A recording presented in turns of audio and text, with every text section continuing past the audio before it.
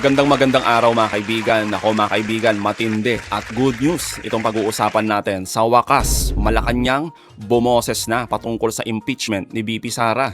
Amy at Robin binaltahan matapos gustong absueltohin ang vice-presidente. At isa na namang alipores ni Sara, kinastigo ang pagiging maang-maangan. Abay grabe mga kaibigan, sa unang pagkakataon bumoses na ang Malacanang patungkol sa impeachment ni VP Sara. Sapat na umano ang ebidensya para i-convict ang vice-presidente. Ngunit sa mga katulad ni DDS Amy at Robin Padilla na hindi tumitingin sa ebidensya, abay gusto pa umanong absueltohin na lang ang vice-presidente. Kaya naman kinastigo ng Malacanang ang mga bias na senador at Sara Duterte tinawag pang utak ng kabalbalan at reyna ng secret funds. Naku, abangan niyo po yan. Pero bagong lahat, pakilike muna ang ating video, pakishare na din po at subscribe na po kayo sa ating channel. Unahin na po muna natin ito mga kaibigan, walang takas ang vice-presidente. Lahat kasi siya ang tinuturong arkitekto at utak sa confidential funds. Pakinggan po natin to. Hindi na lang scammer, kundi arkitekto at mastermind ang turing ng House Prosecution kay VP Sara sa gitna ng mga aligasyon sa kanya kaugnay ng paglustay umano ng confidential funds. Alam umano ng bise ang daloy ng confi funds na hindi maipaliwanag ngayon kung paano ginamit. Ayon yan kay Private Prosecutor Maydi Vinagracia. Yan ay habang sinasalang niya sa direct examination si Lemuel Ortonio, ang Assistant Chief of Staff ng OVP. In short, you will agree with me. This whole confidential funds matter, ang arkitekto at mastermind nito ay si Vice President Sara. Your Honor, please. Kinonfront si Ortonio kaugnay ng mga mesa at upuang ginastusan ng confidential funds ng OVP at wala raw alam si Ortonio kaugnay ng confidential activities na ito. Inamin din ni Ortonio na ginamit ang 125 million pesos na confidential funds para sa mga gastusin ng ahensya bago pa ang pag-encash nito. Bawal ang ganitong reimbursement sa gobyerno lalo't walang allotment ang pera. Unang ipinaliwanag ni Ortonio sa isang liham sa Commission on Audit na para raw sa expenses mula October to December 2022 kahit na encash ang pera by December 20. Sabi ni Ortonio, wala na siyang alam sa kung ano ang nangyari sa ground pagdating sa confidential activities. Grabe mga kaibigan, no? Kahit anong gawin nilang maang-maangan, no? Iisa lang naman po kasi ang tinuturo ng mga testigo at ang lahat ng ito mga kaibigan ay suportado ng mga dokumento. Si Sara Duterte. Ang nag-iisang nag-uutos mga kaibigan sa lahat ng ito.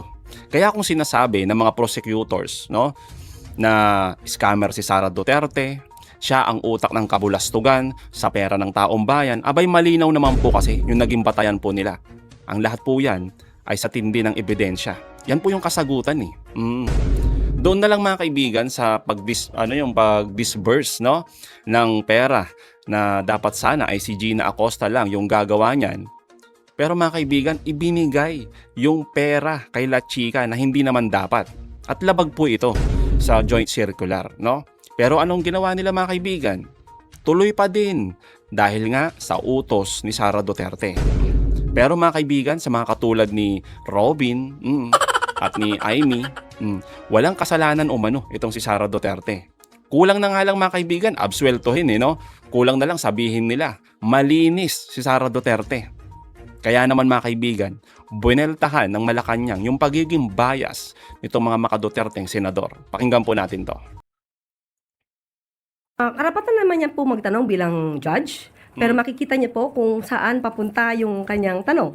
Totoo. Unang-una ay nais niyang malusot ang vice-presidente sa mga akusasyon tungkol sa paggasta ng confidential funds. Dahil sa mga tanong niya, ipinapakita niya na ito'y hindi nahawakan physically yung pera at hindi daw kasama sa paggawa ng mga dokumento.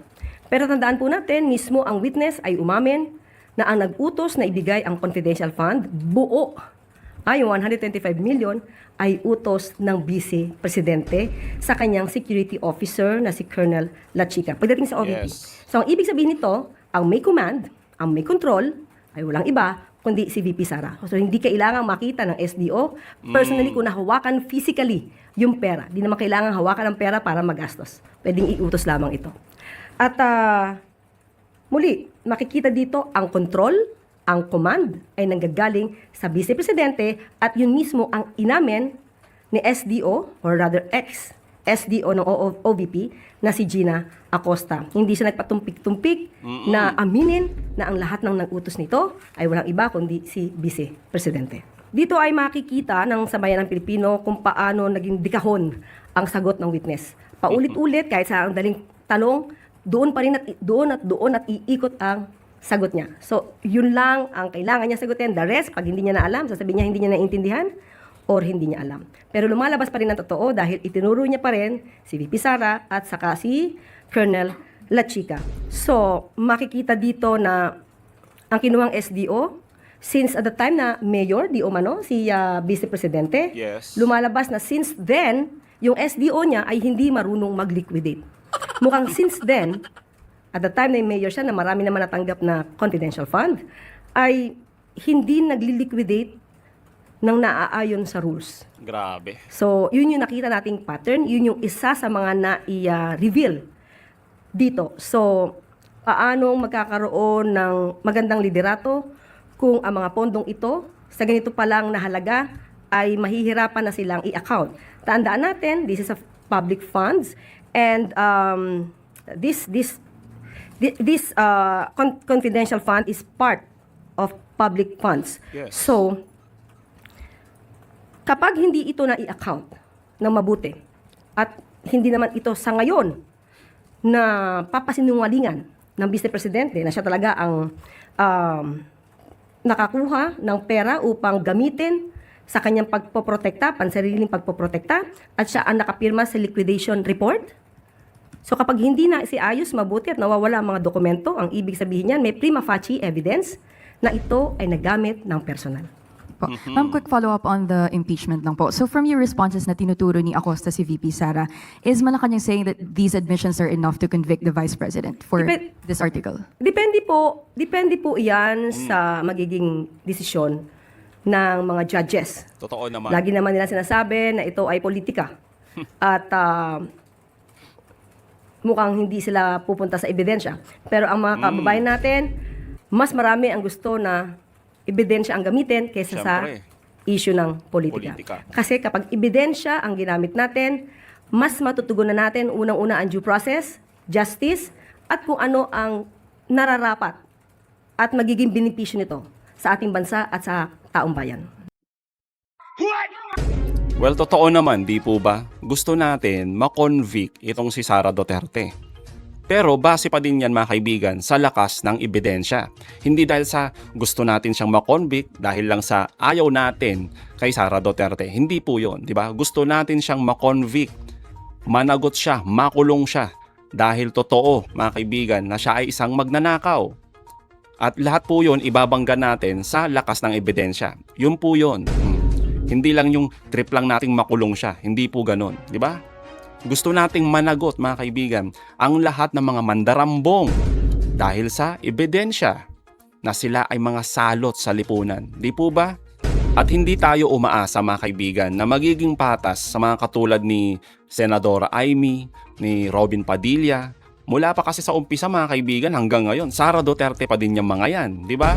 Ika nga ni dating Senador Trillanes, kahit sampalin mo ng matitinding ebidensya ang mga makaduterteng senador, hindi yan boboto para i-convict ang kanilang amo. Pero mga kaibigan, sa wakas talaga, good news. Ito yung hinihintay nating lahat eh. Sumagot na din po, sa wakas ang Malacanang. Kung dapat bang makonvict si Sara Duterte sa lakas ng ebidensyang meron ang prosecutors. Ito ang kanilang sagot mga kaibigan. Ang ganda din kasi ng tanong eh. To reiterate Ivy's question, do you think the prosecution has done enough to merit conviction? Sa ngayon po, At least on this particular article. okay, ayon sa palasyo, in a way, yes. Ang galing. Pagdating sa pagturo kay Vice Presidente, kay Colonel La Chica, na sila ang nagkontrol ng pondo para sa confidential funds. Malinaw mga kaibigan ha. Sa pananaw po ng Malacanang, andyan na po lahat ang Pangulong Marcos, Attorney Claire, yung mga cabinet members, basta yung bumubuo ng Malacanang mga kaibigan. Sapat na daw po ang ebidensya, no, na inilalabas ng mga prosecutors para makonvict itong si Sara Duterte. Kung dati mga kaibigan, tahimik ang palasyo tungkol sa impeachment ni Sara Duterte, abay ngayon mga kaibigan, sinagot na, diretsahan, i-convict si Sara Duterte base sa lakas ng ebidensya. Eh kung ngayon nga daw po mga kaibigan talagang i-convict itong si Sara Duterte. Pero mga kaibigan, nilinaw naman po ni Attorney Claire Castro na nasa senator judges. Oo, yung kanilang pagpapasya. Kumbaga, nasa kanila pa rin yung huling halakhak, no? Sa mga katulad ni Amy at Robin, wag na natin po silang asahan na boboto yan ng conviction. Pero sa mga matitino at sana lang tamaan ng konsensya yung iba pang mga senador natin, sana bumoto sila base sa lakas ng ebidensya at hindi yung pagiging kaalyado at pagiging amo nila dito kay Sara Duterte. Dahil again mga kaibigan, wala po kayo dyan sa pwesto ninyo kung hindi po sa taong bayan. Kami po yung nagluklok sa inyo. At yung sinasahod ninyo ay galing sa tax natin. Tax ng taong bayan. Kaya kung pwede lang, mahiya-hiya kayo. No, mahiya kayo sa taong bayan. Hindi sa iisang pamilya, hindi sa iisang tao, dahil hindi naman siya yung nagpapasahod sa inyo. No, wag makapalang muka. Tapos eto pa mga kaibigan, isingit lang natin to.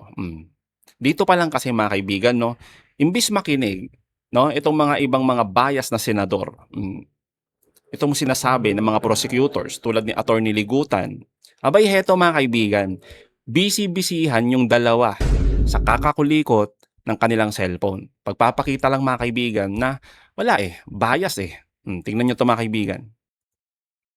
Ang pagtat ng mali ay kailanman hindi ipinagbabawal kahit sa loob ng impeachment court ito. Now the defense said they found it troubling or in bad taste for a Kitang-kita mga kaibigan, no? Pansinin ninyo.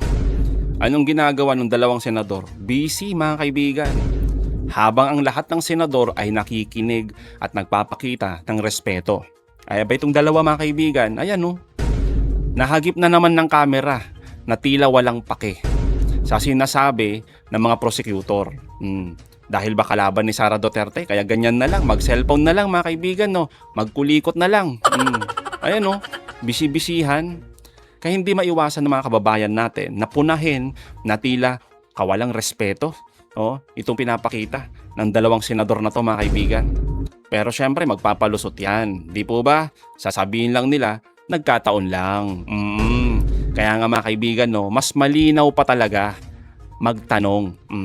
Itong mga ibang senador, mas malinaw pa talaga mga kaibigan yung kanilang mensahe na gustong iparating mga kaibigan sa publiko. Tulad na lamang ng mga ibang mga majority senators mga kaibigan. Tulad ni Senator Tulfo. Ito mga kaibigan may punto naman kasi kung bakit sinabihan niyang maang-maangan itong bagong testigo na alipores ni Sara Duterte. Pakinggan po natin to. Ang ganda po nito. Do you investigate? Once meron na pong instruction to kung sino po yung magko-conduct ng review, then that's the time po that we conduct a necessary review for Do you ask the reply. questions? Yes, sir, to the concerned na mga To the concerned. concerned na mga divisions. What questions do you ask, for example? Usually, sir, we ask point per point on what is Point per point, okay. point per point what is indicated in the AOM, so Yes. that we can also address the concerns point by point. Very good. Now, isa sa mga AOM ay observation ng COA, kulang sa mga dokumento. Halimbawa, itong sinabi rito, 170,000, at marami to by the millions. 170,000 for the payment of reward, open and closed medicines. Did you not ask, ano ba talaga to? Anong klaseng medisina ang binili? Kasi ang pagkakalam ko, meron kayong pera from confidential funds, binigyan nyo doon sa informant para siya nang bumili ng medisina. Yes, sir. Yun Did po you yung- ask kung anong medisina binili para sa medisina bibili nung informant, yung pera? When the time na nag-consult po ako with the security officer, sir, I did not ask anymore on the specifics, but I asked on paano po yung naging process nila in terms of noong pag-release ng funds for the informants or for the agents. Sir, you are a very highly educated person from prestigious schools. Come on, it doesn't make sense. It defies logic. Tatanungin mo dapat, to protect Sara, kasi very close ka kay Sara, teka muna, anong klase mga medisina ang binili? Nasaan yung reseta? Kasi mali mo, baka namin hindi binili ng medisina, baka binili ng drugs, whatever, baka may nagbulsa ng pera. Dapat, yun kasi yung kailangan ng, COA, di ba? Resibo. At the time po, sir, when I consulted with the security officer, sir, I was not able to ask anymore on Why the not? details, sir. It's part of your job. In fact, pumirma ka doon sa pag-reply mo sa IOM. I asked, sir, So kung ano pumirma yung ka process. nakapikit. Yes, sir. No, sir, hindi naman po na nakapikit, sir, because nagtanong naman po ako sa security officer namin, sir, on how it was released or implemented on the ground. So, kung ano po yung nabigay na information, sir, yun po yung nailagay ko sa pag-draft po ng reply to the AOM. Hindi mo rin tinanong bakit pare-pareho yung signature sa different names ayon sa NBI, forensic. Tapos pare-pareho yung handwriting sa different names. Parang isang tao lang nag-fill up, meron pa nga walang signature at nag-receive ng by the hundreds of thousands each. Sir, You didn't ask? Bakit mo tinanong? Hindi mo tinanong, bakit pusa? Bakit ito si Pagong? Pinagtatawanan tayo ng tao, etc. Why? Did you not ask? Sir, at the time, sir, hindi ko po nakita yung mga acknowledgement receipts, sir. I was only made aware of the acknowledgement receipts, sir, when it was already shown during the HOR na mga hearings, sir. Hindi kasi pag nagtanong ng attachment, then di ba sabi mo, you ask questions point by point, you investigate, then kinuha mo sana yung mga dokumento and then pinakita sa iyo and then nagtanong ka point by point like you said. And then you're a very educated person. You should have asked a lot of questions to satisfy dun sa request ng COA. Sir, I Kasi did not- tulad yan, pusa, Pagong. Imposible hindi mo nakita yan. Tapos pare-pare yung pirma sa isang same handwritings para sa napakaraming pangalan at saka iisang pirma sa napakaraming pangalan according to the NBA forensic. You didn't ask? Sir, at the time po, sir, I did not see the acknowledgement receipts. Come po, on, sir. Like I said, napakatalino mong tao sa credentials mo. Dating professor, Ateneo, UP, di ba? And then, now, parang, sorry sir, parang nagmaang-maangang ka. Again, is it blind loyalty? Thank you po. Grabe mga kaibigan, no? Maang-maangan at blind loyalty tulad ni Gina Acosta. No wonder mga kaibigan, alipores din kasi ito ni Sara Duterte. Kaya real talk talaga kung sinasabihan ni Senator Tulfo na maang-maangan itong mga to. Paano naman kasi mga kaibigan, kitang-kita ng publiko, iwas na iwas sa pagsagot sa pagproseso ng confidential funds ni VP Sara Duterte.